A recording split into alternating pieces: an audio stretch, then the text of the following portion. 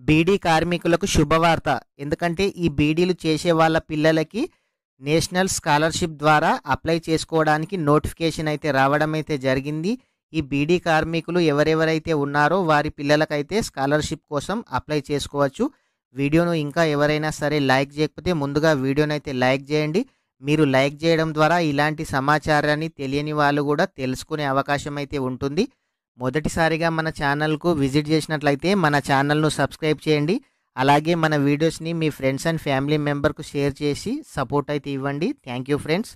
అయితే ఈ బీడీ కార్మికుల పిల్లలకు స్కాలర్షిప్ అయితే తెలంగాణలో అదేవిధంగా ఆంధ్రప్రదేశ్లో కూడా స్టార్ట్ కావడం అయితే జరిగింది.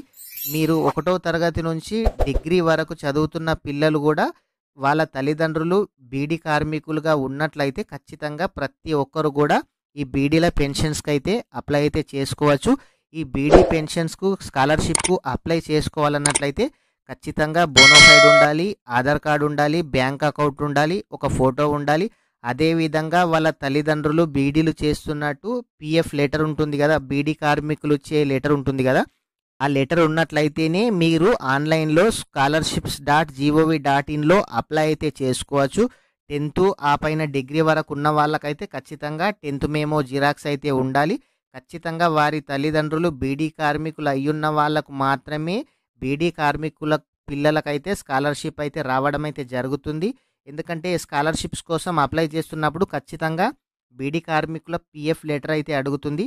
ఆ లెటర్ లేకుండా మీరైతే ఈ స్కాలర్షిప్కి అయితే అప్లై చేయలేరు.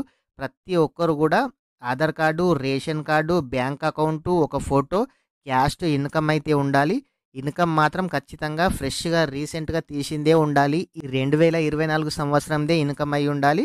క్యాస్ట్ మాత్రం 2020 నుంచి ఉన్న క్యాస్ట్ కూడా సరిపోతుంది.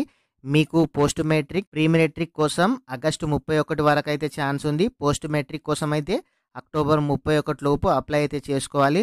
మీకు ఎటువంటి డౌట్ ఉన్నా హెల్ప్ లైన్ నంబర్ డిస్క్రిప్షన్లో ఇస్తాను. మీకు ఏ డౌట్ ఉన్నా వాళ్ళకి కాల్ చేసి మీ ఎటువంటి ప్రాబ్లం ఉన్నా తెలుసుకోవచ్చు. ఇంకా ఎవరైనా సరే వీడియోని లైక్ చేయకపోతే వీడియోని అయితే లైక్ చేయండి. ఎందుకంటే మీరు లైక్ చేస్తేనే ఇట్లాంటి తెలియని ఇన్ఫర్మేషన్ ఇంకొంతమందికి చూపించడం అయితే జరుగుతుంది. మీకు ఎటువంటి డౌట్ ఉన్నా డిస్క్రిప్షన్లో వాట్సాప్ మరియు టెలిగ్రామ్ గ్రూప్ ఉన్నాయి. దాంట్లో అయితే జాయిన్ కండి. మీకు యూట్యూబ్ గురించి, ఆన్లైన్ గురించి మీకు ఎటువంటి సందేహాలున్నా నాతోని డైరెక్ట్గా అక్కడి నుంచి అయితే చాట్ చేయొచ్చు. ప్రతి ఒక్కరికి కూడా నేను రిప్లై అయితే ఇస్తాను. ప్రతి ఒక్కరు కూడా మన ఛానల్ను సబ్స్క్రైబ్ చేసి మన వీడియోస్ని లైక్ చేయండి. Thank you friends.